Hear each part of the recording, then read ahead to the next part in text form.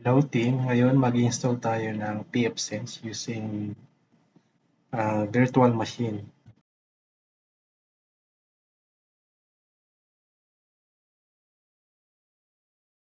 Unang-una, mag-download tayo ng pfSense sa online using Google. Ayan, so click nyo lang yan, yung pfSense.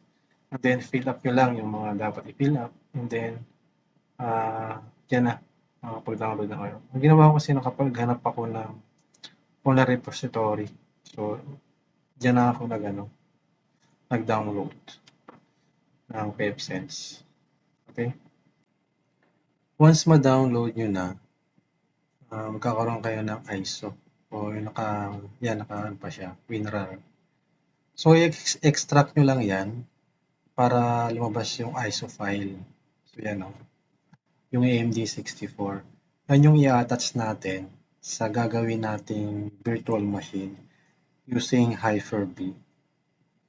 So, yan. Create na tayo ng Hyper-V. So, bago tayo mag-create, ito yung specs na gagawin natin. Sa VM na gagawin natin.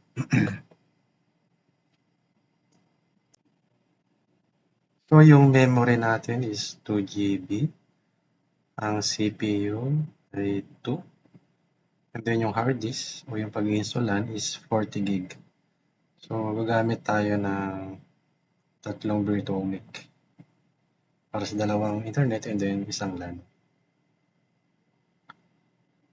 Ayan, create tayo ng virtual machine. And then sa paggagawa ng virtual machine, next lang din naman.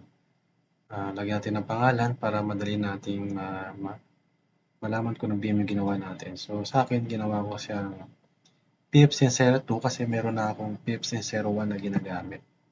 Yung ginamit ko rin na pang-test sa lab environment ko. So, yun.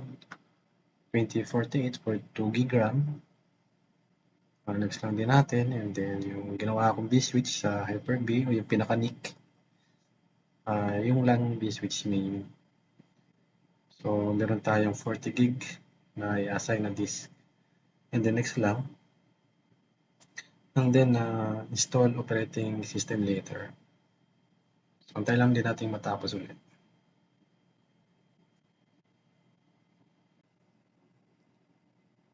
Ayun, so, click ulit natin yung setting para ma-adjust natin yung processor. So, maglalagay tayo ng 2. And then, mag-add din tayo ng interface o yung LAN. Kasi yung unang pagka-create natin, isa lang ang binibigay niya eh. So, ngayon, gagawa tayo ng add lang natin para maging 3 yung virtual NIC niya.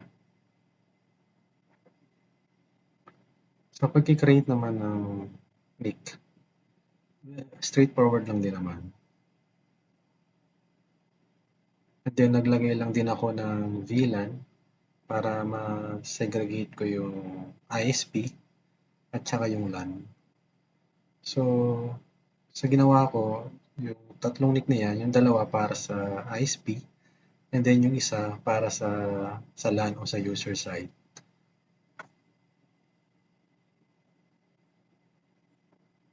Okay. After matapos, need lang uli natin check yung setting, tapos add na natin yung installer kung saan located o kung saan nyo dinownload o extract yung file.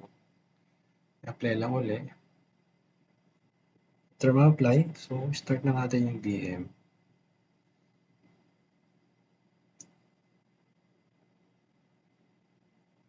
And then connect lang din natin para makita na natin yung installation. So yan. Mag-ano naman siya. Diretso naman na siyang mag-install pagka-start natin ng VM. So, antay lang natin yung choice na lalabas.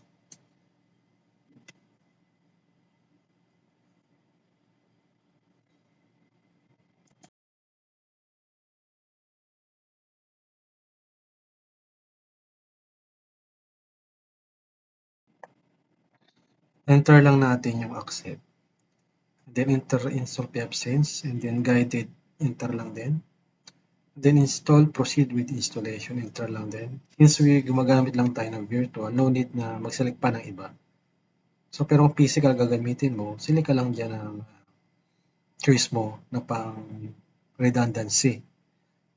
For physical, like 2 disk, pwede kang pumili na RAID 1 or 0. And for that choice, piliin mo lang yung or click mo lang yung hit o spacebar mo para makapag-install ka. And then yes mo lang para makapag-proceed sa pag-install. And then antayin lang din natin kapag i-process. Maantay yung process niya na pag-install o yung overall progress.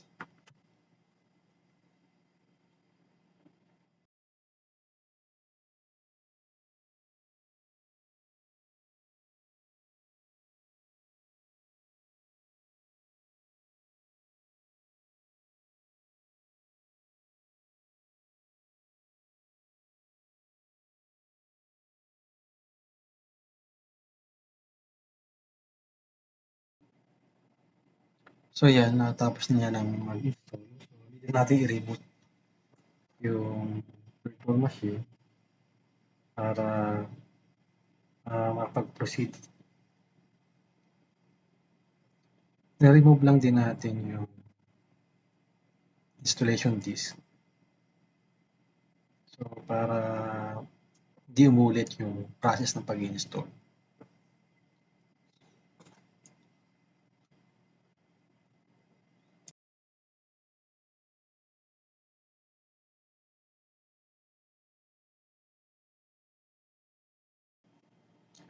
Ito, dito na tayo mag-select ng magiging interface para sa LAN and then para sa ISP natin. So pinili ko sa unang choice is HN0 and then for LAN HN1. Then pinroceed ko na. So automatic naman yan, mag-configure siya and then mag-assign siya ng IP address. So yung parang initial configuration. Tayo lang uli natin na matapos.